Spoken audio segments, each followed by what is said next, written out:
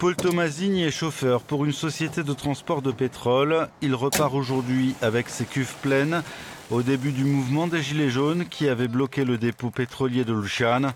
Beaucoup, comme lui, étaient repartis à vide. Vous étiez solidaire de ce blocage?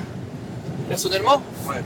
Oui, parce que ça me concerne même à moi, quoi. Ça me concerne pour ma famille, pour tout le monde, oui. J'étais solidaire, oui. Paul Tomasini livre aujourd'hui un client au début du Cap Corse, une quantité moindre que d'habitude.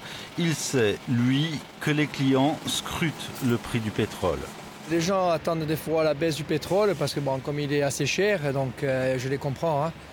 Et voilà, donc ils essaient de remplir, des fois ils mettent un peu, exemple ils veulent 1000 litres, donc ils voient que le prix est un peu haut, ils mettent 500 litres, ou alors ils essaient de demander s'il y a un arrangement, si on peut payer à 2 ou 3 fois. Les clients dont les maisons sont équipées de chaudières au fioul ont parfois envisagé d'en changer, mais la chose n'est pas si simple.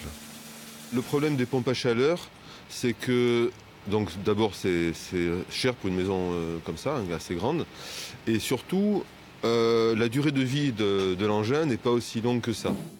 Le patron de la société Ferrandi, qui emploie le chauffeur que nous avons vu, nous confirme que les consommateurs corses s'adaptent. En août-septembre 2017, ils faisaient le plein des cuves de leur chaudière quand le prix était de 700 € par mètre cube.